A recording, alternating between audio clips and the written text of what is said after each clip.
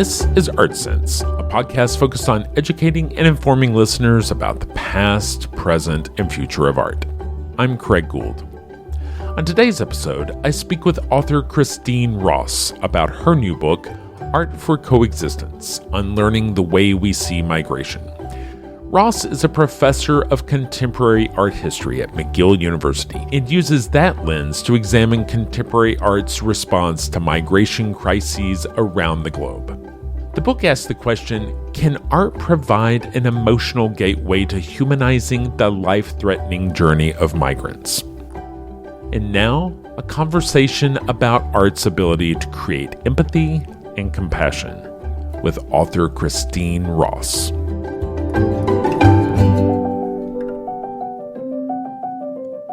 Christine Ross, thank you so much for joining me this week on the Art Sense podcast. Christine, you have recently written a book called Art for Coexistence: Unlearning the Way We See Migration. And I just completed the book, which was a very interesting read. And maybe for my listeners, you can kind of give us a background as to what your book is all about.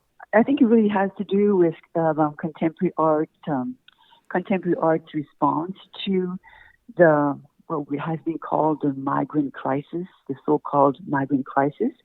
And I say so-called because I'm not really convinced that it's a crisis. I think it's becoming a decisive unfolding of events that's going to somewhat impact the development of the 21st century. So I wanted to really, I was really interested in contemporary art's response to the migrant crisis, to migration. And because of my background as an art historian, my knowledge is really in European art and North American art.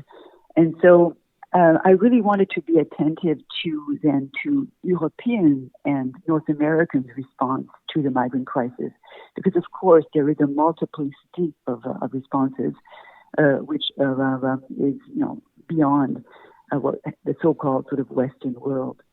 But it was interesting to focus on European North American art because, in a way, the whole point of what these artists have been working on, at least since the beginning of the 21st century, is really trying to see, well, what is the role of Europe, what is the role of North America in the development of migration, insofar as what we've been seeing, at least since the end of the 20th century, and then the beginning of the 21st century, is a really important flow of migrants coming from Asia, coming from Africa and Central America, for example, and trying to understand then what has been Europe's and I would say North America's way of dealing with migration. And that's what I think these artists are interested in. They're trying to disclose the situation, but also to somewhat think of ways to change the migration situation, and in terms of responsibility, in terms of whatever I would say response that could be adequate to the ways in which migration has been, in fact, I would say, pushed away, endangered from by anti-migrant policies developing in Europe and in North America. I guess one of the first things that strikes me is that migration is not anything that's new, but the kind of violent, isolationist response to migration seems to be something that is more of our time than we've seen at other periods in history. Yes, I'm not a specialist of world history, and so there might have been some violence also in the past. It's hard to say, but for sure, what is clear about migration today is that it is when migrating beings are trying to migrate away from dangerous situations, right? Because there's a situation of war, because there's a danger of persecution, and so someone then doesn't really sort of just, in a way, it's not a luxury to kind of leave one's country to migrate. On the contrary, you're more or less sort of forced to migrate. It is what we call forced displacement. And so already they're leaving a situation which is highly violent, and they're trying to seek, asylum. They're trying to seek shelter in democracies, more rich countries. But not only that, because they often migrate to to countries which are close to their own countries, in Africa or in South America or whatever. But when they decide to come to Europe, or when they decide to come to North America, they're also received increasingly through sort of violent modes of repression, or I would say, violent means of reception. And this is what characterizes, our times. And what is sort of highly worrying is the fact that this is not going to stop tomorrow morning. In fact, the violence or the way in which Europe and North America have decided to somewhat, stop migration as much as possible is just sort of increasing all the time. And yet, we know that wars won't stop. We know that that the global crisis, the global climate change, will force people to move away increasingly from their countries. And the whole point is to ask, well, where will they go? And so it's a special moment because of that. There is necessarily going to be a continuous intensification of migration. And so what we need to do is to start to address, well, how are we going to respond in a responsible way, right, to these migrants seeking asylum? And it's not by pushing them away. It's not by endangering their journey all the time. It's not by bringing them into situations where, that are deadly situations that we should resolve this problem. And this is what is interesting within contemporary art. It really seeks to somewhat disclose that coexistence. The fact that if someone, from Asia, from Africa, from Central America is trying to somewhat migrate within Europe, within North America, right?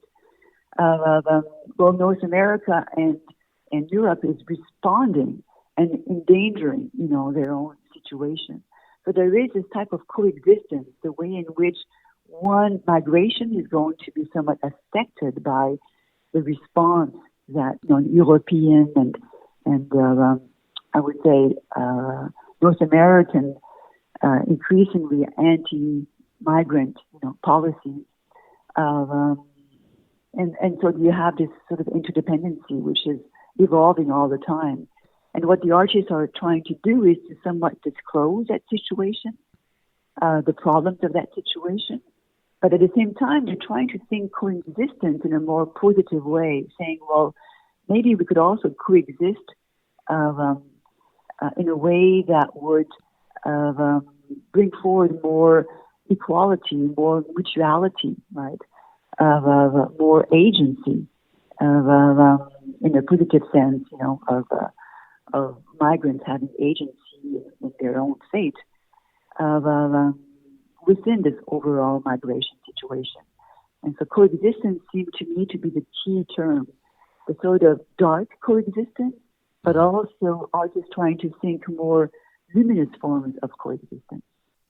You first kind of have to elucidate and explain exactly what the situation is. And, it really strikes me that not only is there on one side of the argument, like this criminalization of migration, but there's also this very risky policy of, the risk of death as a deterrent.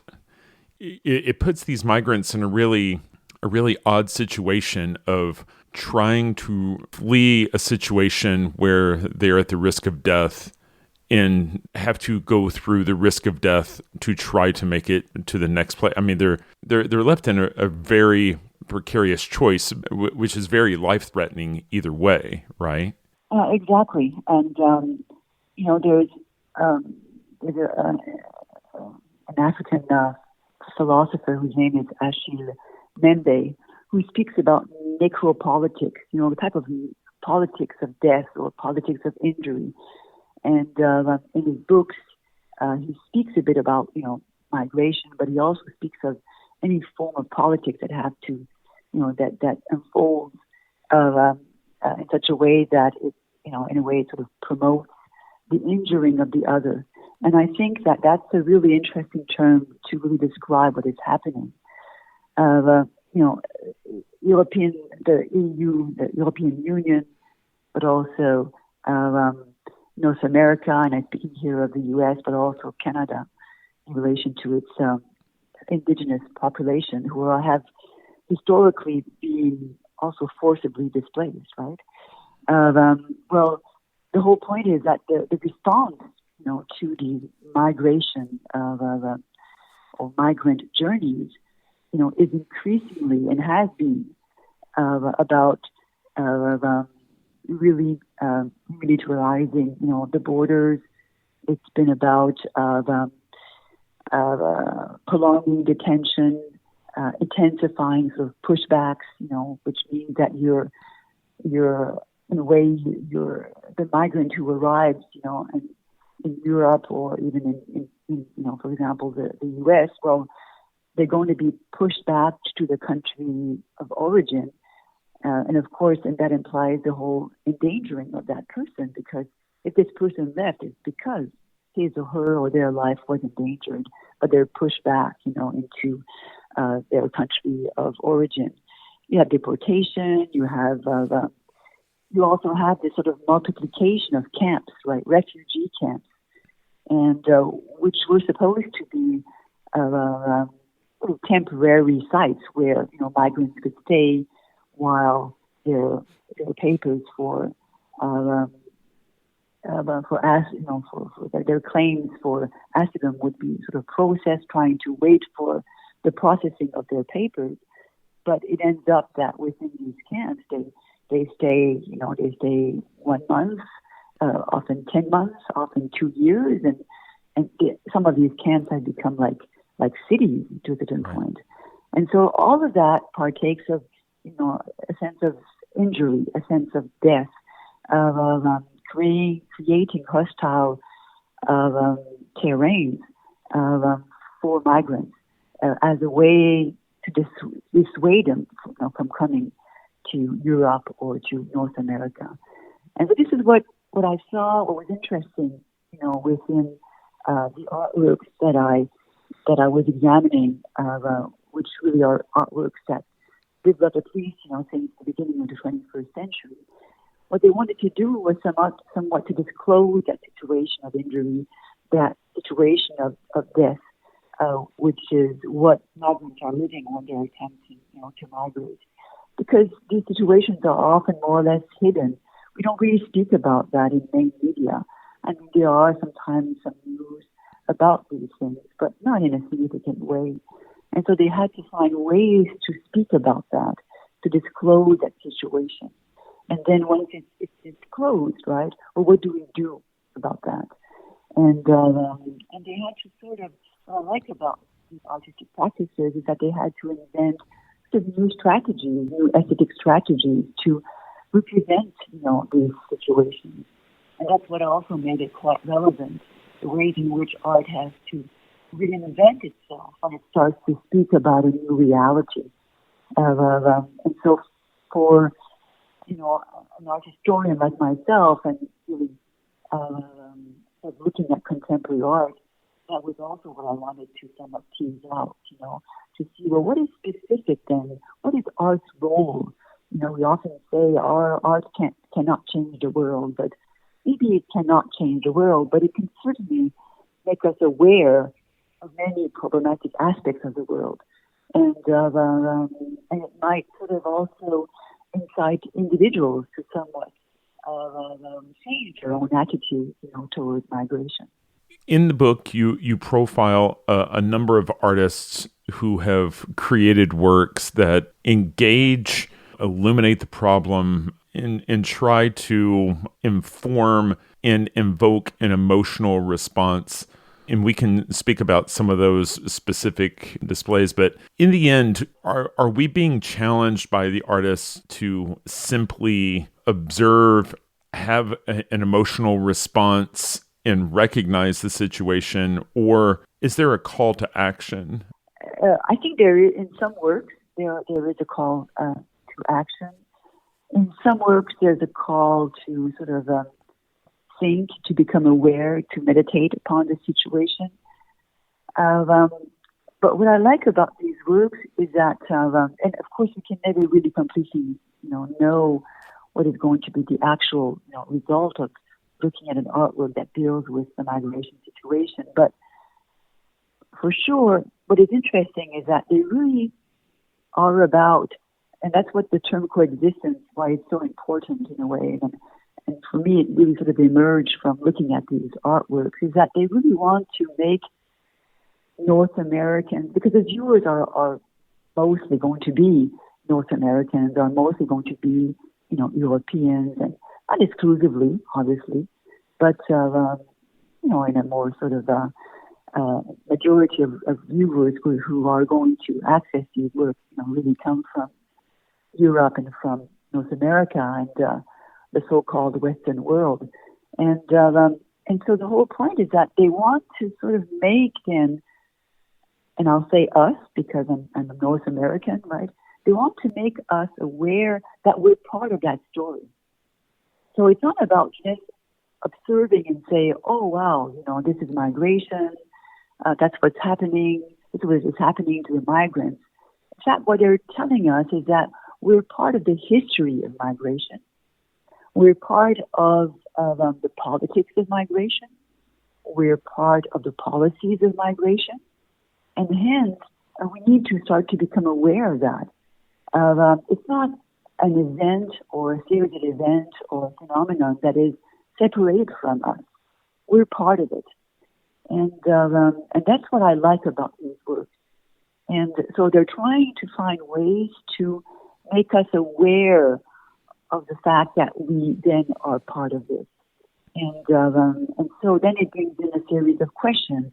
How does one represent, the migrant situation? How does one represent migrants without just simply, being them as victims again, or kind of reinstating, this sort of attitude by which, oh yes, we're going to save them, trying to create more sort of equal, definitions of humans,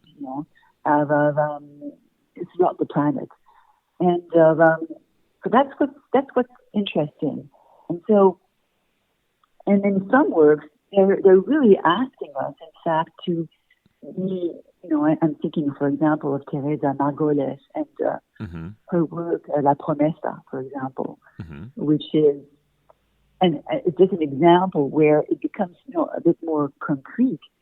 Here you have rubble that has been taken from a house which has been abandoned in Ciudad Juarez. Ciudad Juarez is in fact a border city in Mexico, the counterpart of El Paso in Texas, and which has suffered, at least since the beginning, I would say even more specifically from NAFTA, signed in 1994, increased poverty, a lot of migration, people trying to find jobs within the sort of danger zones of borders. And so what she did is that she's a Mexican, artist, but also working in the U.S. And what she wanted to do was to then acknowledge this abandoned house. This house was abandoned because the family, after the death of a family lived there, and their daughter, was murdered, and they abandoned the house because of that terror, because of the fact that their daughter had been murdered. And so what Teresa Margolis then did was to uh, um, to to keep the rubble, right, of this house, dismantle it, keep the rubble, uh, and then making in a way that rubble available to any art institution that wanted to show this work, which really is about transporting the rubble, in sacks, and then asking the host institution to create a framework, a wooden framework, so as to create a block of these out of this rubble, and then it becomes this huge, rectangular block that is installed, on the museum floor. And so what is interesting here is that you have then the museums that become responsible for making, transporting, unmaking the rubble. And you also have volunteers that are going to be invited to interact with the block and, in fact, start to strap it away, to start to dismantle it as they think about their own promises and failed promises that they experience in their own lives. So here's what's kind of interesting. You have here really asking the public, the museum institutions, the volunteers, to, in fact, become responsible for the fate of that house by caring for it. And they're taking care of it through the transportation, through the making, the unmaking, the scrapping, and whatever. So that's kind of interesting because really it's an action. Care is a form of action. I think one of the things that we keep coming back to in the conversation about these particular works in the book is getting to a state of empathy or compassion. But I thought it was very interesting in the conversation around how empathy is kind of a double-edged sword and how it's not exactly easy to elicit empathy and how it's not even easy to define empathy, correct? Yeah, exactly. That's really interesting because, in the book I outlined sort of the four main calls, that artists have been deploying to somewhat address migration. So you have the call for history, let's historicize migration, right? But also a call for responsibility, a call for empathy, and a call for storytelling. But these calls, just for the sake of the argument, I sort of separated them, but in fact they sort of blur, right? And as you say, the emotional response, empathy, is part of a lot of these works. They're, in a way, when you look at these works, you're sort of emotionally sort of interpolated, to respond to the migration situation with empathy or compassion or whatever. But what is interesting is that, and you have some works that are really more engaged with trying to bring forward empathy. But empathy, it's sort of an interesting set of emotions, or because in a way, empathy is this really, an asset that humans have, for example, but I think that also, non-human animals also have. If you have empathy for someone, it's also a way in which what you're trying to do is that you're trying to sort of understand the situation that this person is living. You're trying to somewhat, you're putting yourself into, you're emotionally engaging with with that person who is, described or is represented in the artwork. And you're sort of trying to understand sort of the emotions, the ordeal that this person is living from the inside. And that's really good because empathy is an important emotion. If you don't feel the other's pain, why would you want to act, right? So empathy, in a way, is key to caring for these situations. But it plays tricks on us, And when you look at literature and the scientific literature, on empathy, empathy is often, biased. You tend to feel empathy for people who are like you, right? Empathy can also be about this sort of it can bring you also to this sort of response where you're so engaged with the pain of others that at one point it becomes too much. And what you're doing is, in fact, then starting to care more about your own emotions because you're all destabilized, by the empathy that you're feeling. And so there are also limits to empathy. But that's also interesting because one doesn't want to get rid of empathy, but then one wants to also be vigilant about empathy. And the artists who are really trying to engage with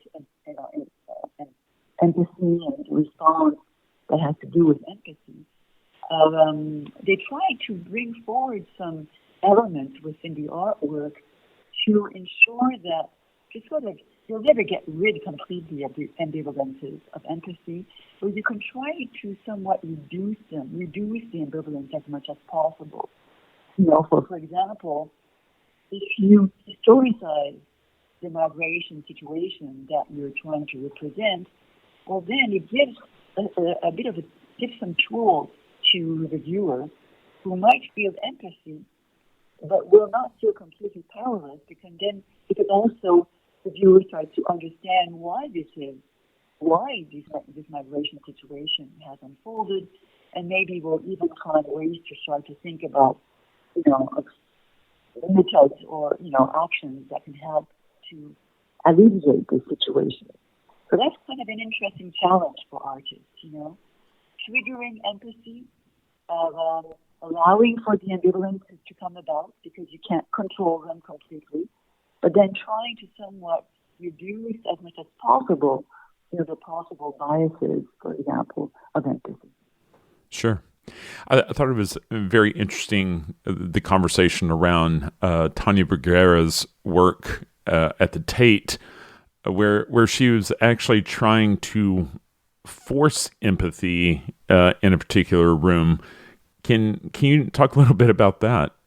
Yeah, that's a really interesting work. I mean, I remember at the beginning when I was exposed to that work, which is a series of installations that took place at the Tate Museum in Modern Tate in London. And Tania Bruguera herself is a Cuban artist and who also works in the U.S. And so Bruguera is really interesting, in most of her works because she likes to somewhat provoke, the viewer, and she doesn't want situations to be unfold within a situation of, I would say, of harmony. She wants to provoke us because that's what, for her, reality is about. Social situations are much more about divisions, about antagonism, than about harmony. And so, in the series of installations, one of the installations was this crying room. So there was a sort of compound that was released within the room, meaning that when the viewer then would enter the room, well, it would sort of then chemically, forced to cry. And what she was arguing was the fact, we've arrived at this point where we need to somewhat force empathy, or maybe force the sort of right kind of empathy. And I said to myself, well, how can empathy be if it's being forced? But I think there's a lot of nuances going on here, and in a way, she's trying to show us how empathy is crucial, but at the same time, making us aware that perhaps mainstream media is often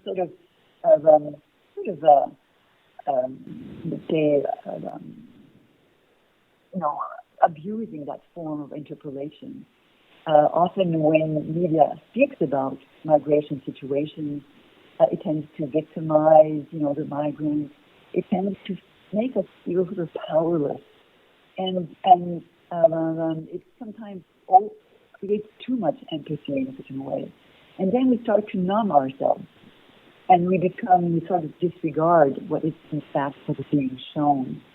And so what she's trying to say is that, well, hey, empathy needs to be maintained.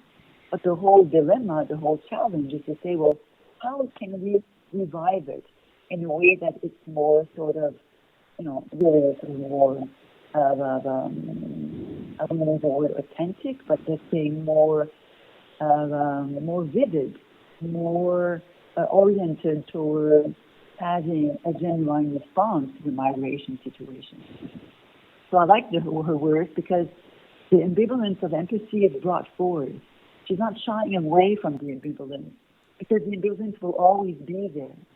But as you're living the ambivalence, you're sort of forced to think about that ambivalence. And so that's kind of interesting. Well, it seems like the majority of the installations that you profile had video as a component. And I'm wondering if that's trying to make the experience as immersive and real as possible, or walk a mile in someone else's shoes, which brings to mind Alejandro Gonzalez Inarritu's Carne and Arena. Can you describe that work in kind of how it's using kind of a next level of technology to try to put someone in the role of that migrant? What I tried to do was to show how, in fact, yes, for sure, I would say film or video and here virtual reality technology was used by many of the artists in order to speak about the migration situation. I think in a way it sort of enables, as you say, a certain level of immersion. It also enables a sort of documentation also of the situation. But what I sort of liked, and I'm going to speak about the Carne Arena in a second, but what I also wanted to emphasize was the fact that, hey, yeah, sure, but it's interesting to see that even sculpture or painting or street art can also deal with it. I mean, represent the migration situation in a very sort of enlightened way or insightful way. Nevertheless, for sure, with Carne Arena, which is Inarritu's, immersive work made out of virtual reality technology. That's quite something. Insofar as, for sure, the immersion can sort of perhaps a step further even within this capacity of sort of, as you say, putting yourself in the shoes of the one who's experiencing the pain and the injury and the death-like sort of orientation of migration. And so what he did in his virtual reality installation was to invite viewers, right, within this space, which already has a bit of real elements. You had the ground, which was a sort of sandy, rocky texture. And so as a user, as a viewer, you were asked to remove your shoes, and so you were sort of walking also barefoot on that surface. There was also a bit of wind, within that immersive room. And then you put the VR equipment, and then you're really diving into this virtual reality environment that brings you into the border zone between the U.S. and the Sonoran Desert and the U.S. And so what you're and so when you get into that new environment, you actually then start to observe a family with the coyote, the smuggler, who are walking and attempting to cross the border to get into the U.S. And quite rapidly, what happens is that you hear the helicopters, and you have flashing lights that come in, and then quite rapidly they're being sort of stopped within their journey, and then they're going to be sort of violented, and then they're going to be brought into the helicopters and whatever, and then probably then detained. And so, as a viewer, what is interesting when you're doing VR experimentation there is that you at the same time you're sort of observing, but then as you sort of yourself start to move your body, which gives you the impression or the illusion that you're moving, within that virtual environment. When you get close then to the migrants, you have different perspectives on the environment. there's a moment where you also yourself experience, for example, the flashing lights. And even towards the end, a gun is going to be sort of directed towards you, the user. And so all of that and that doesn't last many, it's about 6 minutes or so. It's very short, but at the same time, it's quite dense. And so here is another way to sort of trigger the empathy. And for sure, virtual reality sort of facilitates that. But I don't want to over-define the empathic drive of virtual reality works, because I think that it's not, virtual reality can perhaps, intensify empathy, but I think that also a sculpture can also trigger empathy. So I don't necessarily, it's not necessarily because you're immersed that that you feel more empathy, but for sure it can nourish that sort of affective state. And what I like about Carne Arena is that although you have this virtual reality experience, what is interesting is that it's a 3-part experience. And so before entering the virtual reality experience, you're brought into a cell, which reminds you of a detention cell. And you're asked to remove your shoes, and it's a cold cell. And so it gives you already a sense of what these migrants are experiencing. And then the third part, after the virtual reality experience, you have then different migrants who were asked, in fact, to be involved, within the making of the virtual reality work. And I think that's really important, and I like that a lot. And they tell you their stories, their real stories of migration. And so what I like about this whole work is that you have empathy, but at the same time you have the engagement of migrants within storytelling, and you also have a sense of what these migrants are in fact living as they are trying to migrate. The sort of first-person narrative of what the migration experiences have been about. So it's a really interesting work because of these 3 components, I would say. One of the things that emotionally struck me as I was reading the book was how, especially as a North American, pretty much all of us have come from a lineage of some sort of migrant, right? And I was compelled to look back in my own genealogy to see exactly what was it that what economic and political factors led to my 7th great grandfather migrating from Scotland, or for you as a Quebecois, maybe it's a Huguenot deciding to leave France. I think there's something very humanizing about understanding that for pretty much all of us, where we come from a lineage of migrancy at some point, right? Yeah, exactly. And I think that's why,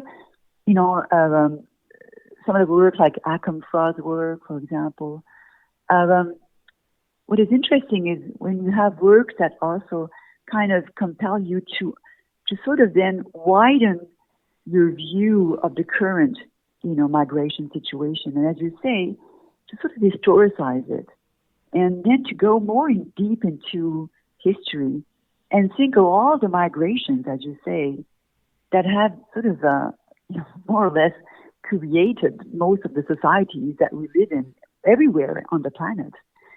And so migration is part of societies. And some migrations, many migrations also, most of the time imply a great challenge for any type of migrant. When you're leaving, someone is asked to leave, Scotland or Ireland, and we could think of all these, sort of more white populations who immigrated in North America. They had their own ordeals. In a way, they were more easily welcomed. But when they came in, they had to struggle. It's a challenge to migrate. It's very courageous to migrate because you also leave your own country, you leave your own culture because of situations of poverty and whatever. But sometimes it blurs with immigration. We have to also be careful about that. Sometimes it's immigration, sometimes it's migration. You're forced to leave, and you can't find ways to immigrate, so you migrate, right? And so that's really interesting because then it starts to make you understand. Well, okay, there's always this challenge in migration or even immigration. And what is and in a way it's a plus. It's a plus for the countries who usually welcome these migrants or these immigrants. But why is it that in history some migration processes have been more sort of I would say more welcomed, more have unfolded in kind of a more peaceful way than others? So it's kind of interesting even to see today, the Ukrainian refugees, and that's a highly positive, response of Europe and North America has responded quite positively, to Ukrainians fleeing war. But why is it then that they're welcomed, right? But that still you have problems with migrants coming from Africa, coming from Central America, coming from certain parts of Asia, and that shows the way in which Europeans and North Americans maybe were more welcoming for people who have more of a kind of quote unquote similar background, European background, or or whatever, than we are from as we respond that we are in relation to migrants coming from other parts of the world. But that's really that's nice. It's to understand this larger, to say, hey, this is a moment in time, and how can we understand this moment in time in light of something bigger, of a bigger history, about what nourishes this moment. And migration, as you say, is not just happening now. It has happened since the beginning of the world. I feel like part of that pushback may be a fear of losing one's language and culture. For example, there in Quebec, I know there are very stringent guidelines around trying to maintain and protect the French language, right? And, I imagine you could probably speak more to the fear of losing that part of your culture. Yeah, it's quite a struggle. I mean, especially not only because Quebec is in the midst of it's all its environment is mainly English speaking, and so it needs to fight for the survival of that language, because quite easily. That's something that we've noticed, in the past, is that if you don't have a certain level, a certain degree of sort of of laws that are going to protect the language, the French is just going to be lost, and even more so when English has become the sort of lingua franca, where we sort of speak English, throughout the world to sort of communicate between each other. So it's a sense of the fear of a culture. This understanding that at the same time, if you're in another context, your culture is going to change and you need to adapt. So there's this type of balance, right, between maintaining a culture, but also adapting and allowing that culture to change. And through time, these challenges, change. It's kind of interesting because when you want to understand also that history of current migration, you can never separate it from the history of colonialism or even settler colonialism, and so the settlers who came weren't really migrants, right? They were here to somewhat, colonize the country, and there's a lot of this major impact, of course, on the indigenous population. So you have that bit. You also have the fact that a lot of the migrants, for example, those who are arriving in the European Union, are coming from former colonies, right? Right. And so, historically speaking, then we're part of the history of that migration because we've colonized, in a way, their countries, and so in a way, their own situation, has been, of course, conditioned by colonization and by colonialism, and that's what history is also about. It's the mutation, the changes, the different types of migration, but also the enduring and the tenaciousness of colonialism. And in a way, when we in North America or also in Europe, try to somewhat wanting to sort of pushing away migrants coming from Africa, or some from Central America, for example. Well, isn't it another form or another development of colonialism, which it's really hard to get rid of that, It just seems to be still motivating blindly or unblindly, unconsciously, but also sometimes more consciously, our own behaviors in relation to migration, And some artworks are actually sort of pointing that out, Well, Christine, I really appreciate you being willing to sit down and have a conversation with me about this book, which was such a thought-provoking read. And it was obvious just how much hard work you put into it, because it's just chock full of details and illustrations. And I really can't recommend it more for the person who is open to learning and thinking more about this topic. The book's Art for Coexistence, Unlearning the Way We See Migration. Is it available now wherever people can find books? Oh yeah, so it's available on Amazon, and most a lot of libraries. It's distributed by MIT Press, so a lot of libraries are actually holding the book. So and perhaps also, I'll have to see, but maybe in bookstores and in museums, hopefully. Sure. Well, if it's on Amazon, then nobody has an excuse for why not to get a copy, right? So. But Christine, I really appreciate your time, and thanks for creating a work that I feel is sorely needed, a conversation that we should all be talking about. Well, thank you very much, Craig, and thank you.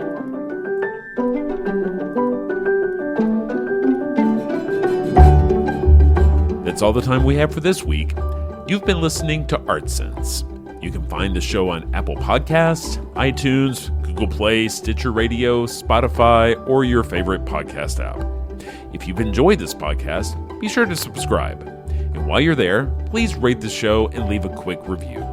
Your feedback is the key to other folks finding us. And if you'd like to see images related to the conversation, read the transcript, and find other bonus features, you can go to cambia.art and click on the podcast tab. If you'd like to reach out to me, you can email me at craig@cambia.art. Thanks for listening.